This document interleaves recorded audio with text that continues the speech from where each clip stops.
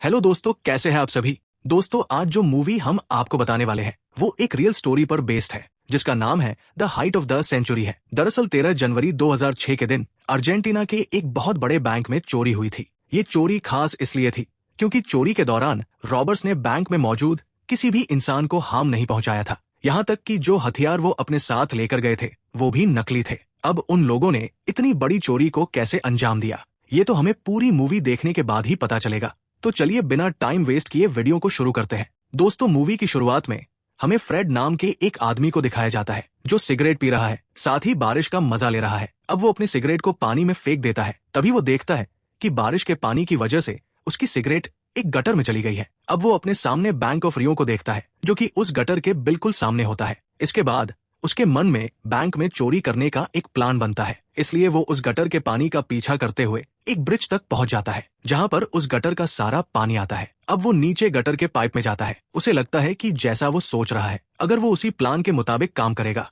तो वो चोरी करने में कामयाब हो जाएगा। अब वो अपने प्लान को बताने के लिए अपने दोस्त एल के पास जाता है। एल उससे कहता है कि तुम्हारा प्लान तो बहुत अच्छा है, लेकिन इस प्लान को एग्जीक्यूट करने के लिए उन्हें काफी सारे पैसे चाहिए होंगे। इसके लिए उन्हें एक इन्वेस्टर की जरूरत पड़ेगी। अब फ्रेड डॉक नाम के एक आदमी से मिलता है। वो कहता है कि इस प्लान को अंजाम देने के लिए हमें मारियो की जरूरत पड़ेगी क्योंकि मारियो ही हमारी मदद कर सकता है। अब अगले सीन में हम मारियो को देखते हैं जो अपनी बेटी के सलून में बैठा हुआ है। वो अपनी बेटी से हमेशा अपने काम के बारे में झूठ बोलता रहता है। इसके बाद वो अपनी बेटी को कुछ पैसे देता है और वहां से चला जाता है। अब फ्रेड भी अपनी कार से उसका पीछा करने लगता है, लेकिन मारियो को शक हो जाता है कि कोई उसका पीछा कर रहा है, इसलिए वो एक जगह पर छिप जाता है। और जब फ्रेड अपने फोन पर बात करने लगता है तभी मारियो उसकी गाड़ी का शीशा तोड़ देता है और उस पर हमला कर देता है। दरअसल मारियो को लगता है कि ये आदमी उसे लूटना चाहता है, इसलिए वो उसे धमकी देकर वहां से चला जाता है। अब जब मारियो अपने घर आता है तो उसे फ्रेड का एक नोट मिलता है, जिसके बाद उसे अपनी गलती का एहसास होता है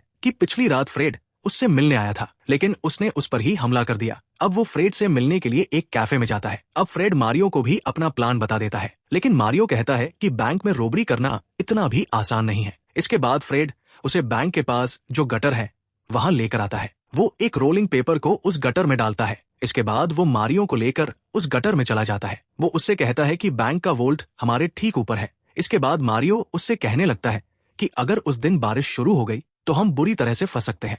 तो फ्रेड उससे कहता है कि हम उसी दिन चोरी करेंगे जिस दिन मौसम साफ होगा। अब मारियो को भी उसका प्लान अच्छा लगता है। अब अगले सीन में हम मारियो, फ्रेड और डॉग को एक साथ देखते हैं। वो तीनों बैंक में चोरी करने का पूरा प्लान डिस्कस करते हैं। तभी फ्रेड उन्हें बताता है कि रात के समय हम बैंक में चोरी नहीं कर सकते क्योंकि बैंक के अंदर मोशन सेंसर लगे होते हैं, जिसकी वजह से अगर कोई इंसान रात के समय बैंक के अंदर मूव करता है तो मोशन सेंसर उसे डिटेक्ट कर लेंगे और पास के पुलिस स्टेशन में सिग्नल पास कर देंगे, जिससे वो पुलिस वक्त से पहले ही वहां पहुंच जाएगी। अब मारियो उससे कहता है कि इसके लिए कोई सॉल्यूशन ढूंढना पड़ेगा। तो फ्रेड उन्हें बताता है कि मोशन सेंसर सिर्फ इंसान की हीट को आइडेंटिफाई करता है, ना कि किसी हलचल को, इसलिए मेरे पास एक खास तरह का सूट है जिससे वो मोशन सेंसर कभी भी हमारी बॉडी की हीट को आइडेंटिफाई नहीं कर पाएगा। अब वो दोनों फ्रेड के प्लान से सेटिस्फाई हो जाते हैं। अब अगले दिन फ्रेड बैंक की डिटेल जानने के लिए जानबूझकर वहां की फोटो खींचने लगता है। तभी वहां पुलिस आ जाती है। पुलिस को देखकर फ्रेड वहां से जाने लगता है, लेकिन बैंक का सिक्योरिटी गार्ड उसे रोक लेता है। अब पुलिस ऑफिसर भी वहां आ जाता है।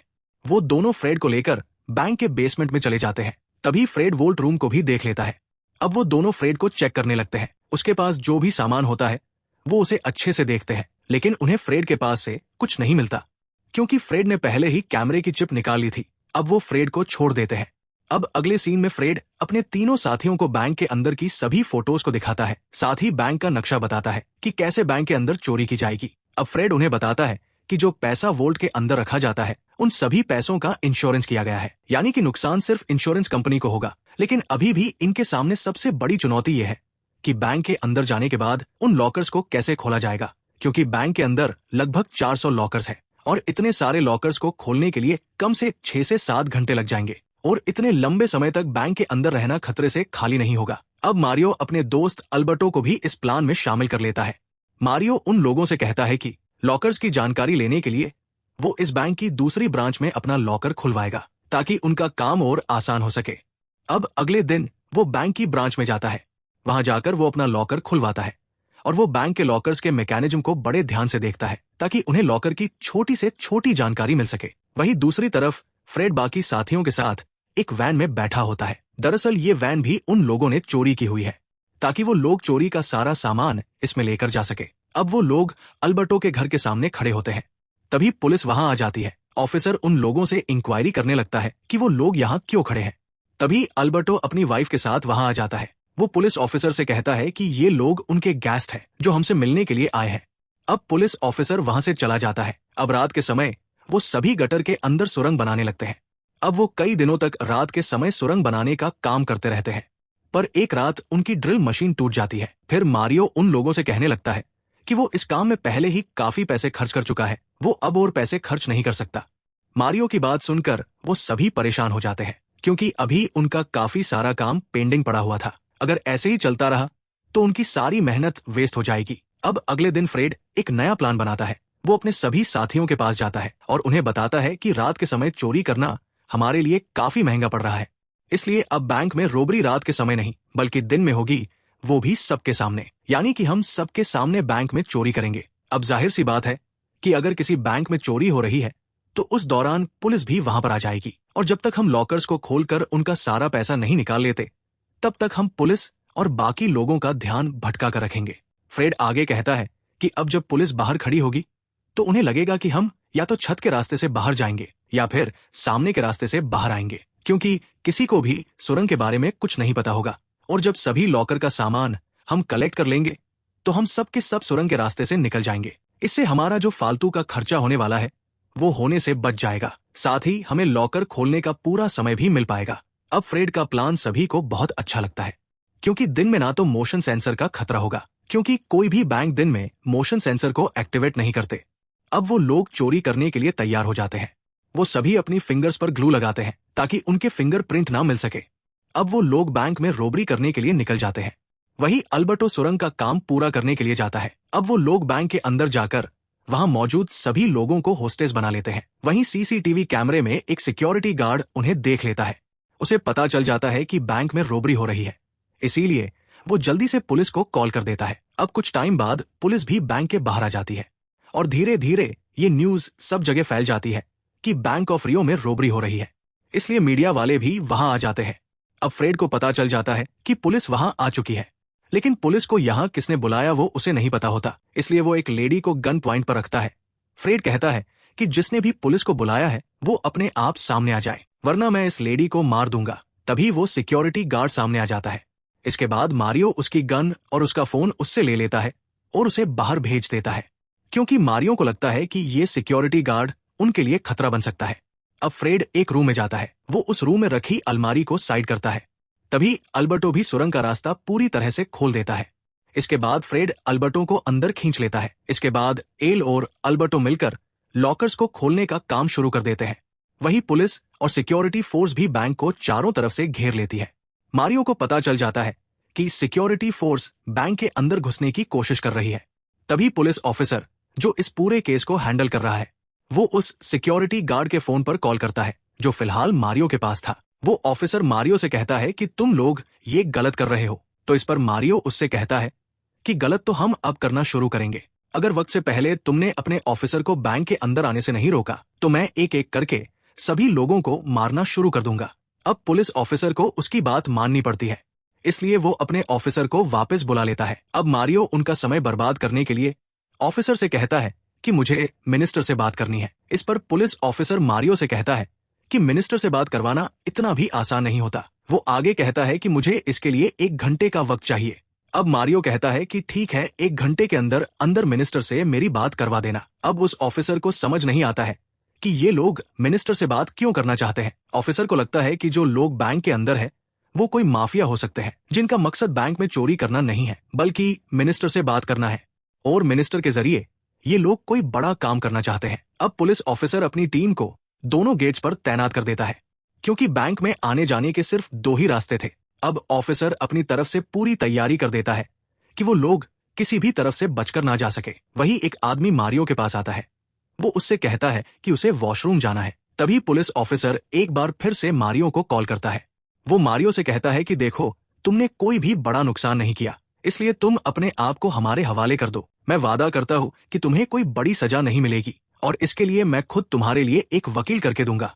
अब ऑफिसर की बात सुनकर मारियो उससे कहता है कि ठीक है, लेकिन इसके लिए मुझे अपने दोस्तों के साथ डिस्कस करना होगा। अगर वो लोग भी सरेंडर करने के लिए मान जाते हैं तो हम खुद सामने से सरेंडर कर देंगे। दरअसल मारियो यहाँ पर सिर्फ पुलिस वालों का टाइम वेस्ट कर रहा है ताकि उसके साथियों को लॉकर खोलने का ज्यादा से ज्यादा समय मिल सके। अब मारियो उस आदमी को गन पॉइंट पर रख लेता है और उसे बाहर छोड़ देता है, क्योंकि मारियो को पता चल जाता है कि वो आदमी दिल से काफी कमजोर है और डर की वजह से उसे बार बार सुसु आ रही है। अब वो आदमी बाहर आ जाता है। पुलिस ऑफिसर उससे अंदर के बारे में जानने की कोशिश करता है, लेकिन वो आदमी काफी डरा हुआ होता है और डर की वजह से वो कुछ भी नहीं बता पाता। वही बैंक के अंदर मारियो को पता चलता है कि बैंक में मौजूद एक ओल्ड लेडी का आज जन्मदिन है, इसलिए वो अपने साथी से चॉकलेट लेकर उसे दे देता है, साथ ही उसे बर्थडे विश करता है। वही दूसरी बिल्डिंग से जो स्नाइपर बैंक के अंदर नजर रख रहे थे, उन्हें कुछ समझ नहीं आता कि बैंक के अंदर क्या चल रहा है। अब वो स्नाइपर उस ऑफिसर को भी बैंक के अंदर की सारी खबर दे देता है। वही मारियो उस ओल्ड लेडी को भी छोड़ देता है। अब ऑफिसर एक बार फिर से मारियो को कॉल करता है। वो मारियो से कहता है कि अभी भी वक्त है, खुद को हमारे हवाले कर दो। तो इस पर मारियो उससे कहता है कि मैंने अपनी लाइफ के पूरे 15 साल जेल के अंदर ही बिताए हैं, इसलिए जब तक मेरी बात मिनिस्टर से नहीं हो जाती तब तक मैं किसी को नहीं जाने दूंगा। अब पुलिस ऑफिसर को थक हार कर मारियो की बात माननी पड़ती है, इसलिए वो मिनिस्टर को वहां बुला लेता है। अब कुछ टाइम बाद मिनिस्टर भी वहां आ जाता है। अब पुलिस ऑफिसर मिनिस्टर की बात मारियो से करवाता है, लेकिन मारियो मिनिस्टर को ही उल्टा सीधा सुनाने लगता है। वो मिनिस्टर से कहता है कि आप सभी मिनिस्टर एक जैसे ही होते हो, सभी के सभी करप्ट होते हो, इसलिए मुझे तुमसे कोई बात नहीं करनी। इसके बाद मिनिस्टर फोन को वापस पुलिस ऑफिसर को दे देता है। मारियो पुलिस ऑफिसर से कहता है कि मैं अपने लॉयर से बात करना चाहता हूँ। तो पुलिस ऑफिसर मारियो से कहता है कि ठीक है, मुझे अपने लॉयर का नाम और नंबर दे दो, मैं खुद उसे कांटेक्ट करके यहाँ बुलाता हूँ। इसके बाद मारियो बैंक में बंदी बनाए गए एक आदमी का फोन लेकर उसका नंबर पुलिस ऑफिसर को दे देता है, जिसके बाद पुलिस ऑफिसर उस नंबर पर फोन करता है तो मारियो अपनी आवाज बदलकर उससे बात करने लगता है, और ऐसा करके वो सिर्फ पुलिस वालों का टाइम वेस्ट कर रहा था। वहीं दूसरी तरफ फ्रेड के साथी काफी सारे लॉकर को खोलने में कामयाब हो चुके थे, और अब तो वो लोग काफी कीमती सामान और बहुत सारे पैसे निकाल चुके थे, और साथ के साथ उस सामान को सुरंग के जरिए नीचे शिफ्ट कर रहे थे ताकि उनका ज्यादा टाइम वेस्ट ना हो सके। वहीं मारियो लॉयर बनकर पुलिस वालों का काफी सारा समय बर्बाद कर चुका होता है।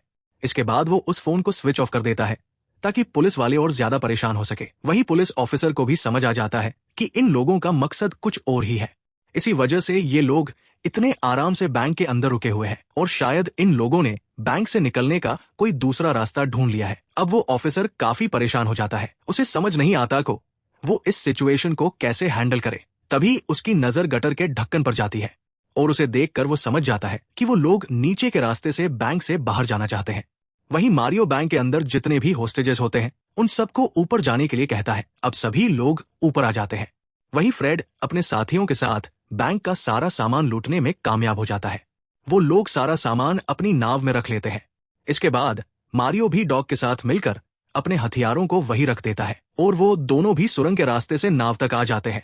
इसके बाद वो लोग वहां से निकल जाते हैं, लेकिन उन लोगों ने जो सुरंग बनाई थी वो गटर वाले रास्ते की नहीं होती, बल्कि उन्होंने दूसरे रास्ते के जरिए वहां से निकलने का फैसला किया था, क्योंकि उन्हें भी लगता है कि अगर वो लोग गटर के रास्ते से अपनी चोरी को अंजाम देंगे तो वो पकड़े जा सकते हैं। इसलिए उन्होंने अपने रास्ते को बदल दिया था ताकि पुलिस को जब तक पता चलेगा तब तक वो लोग दूसरे रास्ते से काफी दूर जा चुके होंगे। अब बैंक में जितने भी लोग होते हैं उन्हें पता चल जाता है कि रॉबर्स वहां से जा चुके हैं, इसलिए वो लोग भी खड़े हो जाते हैं। वो जल्दी से अपने अपने रिलेटिव को कॉल करने लगते हैं। तो पुलिस वालों को भी पता चल जाता है कि अंदर का माहौल अब शांत हो चुका है और वो लोग बैंक से जा चुके हैं, इसलिए पुलिस भी जल्दी से गटर वाले रास्ते से उन्हें ढूंढने लगती है, लेकिन उन्हें दूर दूर तक कोई दिखाई नहीं देता। अब पुलिस वालों को भी पता चल जाता है जो हथियार उन लोगों ने होस्टेस बनाने के लिए इस्तेमाल किए थे वो सभी नकली थे, साथ ही जो बॉम्ब उन्होंने सुरंग वाले रास्ते में लगाया है वो भी नकली है। अब उन लोगों ने नकली हथियार इसलिए इस्तेमाल किए थे क्योंकि उन लोगों ने पहले ही ये डिसाइड किया था कि वो लोग बैंक में मौजूद किसी भी इंसान को हार्म नहीं पहुंचाएंगे। अब अगले सीन में हम फ्रेड की पूरी टीम को देखते हैं जो अपना सारा पैसा और सोना लेकर अल्बर्टो के घर पहुंच चुके हैं। साथ ही उन लोगों ने उस वैन को भी जला दिया था जिसके जरिए वो इस सामान को यहाँ तक लाए थे। अब लोग अपना हिस्सा आपस में बांट लेते हैं। अब वो लोग बहुत अमीर बन चुके हैं, वो लोग मजे से अपनी लाइफ एंजॉय करते हैं। अब कुछ महीने बीत जाते हैं, सब कुछ अच्छा चल रहा था, लेकिन एक दिन अल्बर्टो की वाइफ को पता चल जाता है कि अल्बर्टो का किसी दूसरी लड़की के साथ अफेयर चल रहा है, और ये बात उसकी वाइफ बर्दाश्त नहीं कर पाती। इसलिए वो अल्बर्टो को सबक सिखाने के लिए गुस्से में पुलिस के पास पहुंच जाती है। वो पुलिस को बताती है कि कुछ महीने पहले जो बैंक ऑफ रियो में रोबरी हुई थी, उस रोबरी में मेरा पति भी शामिल था। अब पुलिस पहले से ही उन लोगों की तलाश में घूम रही थी और अल्बर्टो की पत्नी की रिपोर्ट से उन्हें अपने केस को सॉल्व करने में काफी मदद मिलती है। पुलिस वाले अल्बर्टो और बाकी सबको भी अरेस्ट कर लेते हैं। साथ ही बैंक ने जितना भी चोरी का सामान क्लेम किया था वो भी पुलिस वालों को मिल गया था। हालांकि बैंक ने $25 मिलियन कैश और कई किलो सोना क्लेम किया था, लेकिन पुलिस को इनके पास सिर्फ $1 मिलियन और 5 किलो सोना ही मिला था। यानी कि बाकी का सोना और पैसा अब भी इनके पास है, क्योंकि फ्रेड को पहले से पता था कि एक ना एक दिन वो लोग पकड़े जाएंगे। इसलिए वो लोग पहले ही अपना काफी सारा पैसा छुपा देते हैं और सिर्फ कुछ पैसे ही अपने घर में रखते हैं, ताकि पुलिस जब भी उनके घर की तलाशी ले तो उन्हें सिर्फ उतना ही पैसा मिले जितना वो लोग वापस देना चाहते हैं। अब फ्रेड को जेल में बंद कर दिया जाता है, लेकिन उन लोगों ने किसी भी इंसान को कोई नुकसान नहीं पहुंचाया था, इसलिए कोर्ट भी उन्हें लंबी सजा नहीं सुनाता। अब नकली हथियार का यूज करना भी उनके प्लान का हिस्सा था, ताकि उन्हें ज्यादा समय तक जेल ना हो सके। अब कुछ टाइम बाद फ्रेड जेल से रिहा हो जाता है। वहीं मारियो अपनी बहुत ही शानदार कार में उसे लेने के लिए आता है। फ्रेड को देखकर मारियो काफी खुश होता है और वो दोनों अपनी गाड़ी में वहां से चले जाते हैं और इसी के साथ ही इस मूवी का एंड हो जाता है। उम्मीद है दोस्तों आपको ये मूवी पसंद आई होगी। मिलते हैं आपसे अगली वीडियो में, तब तक के लिए अपना और अपने परिवार का ध्यान रखें। राधे राधे।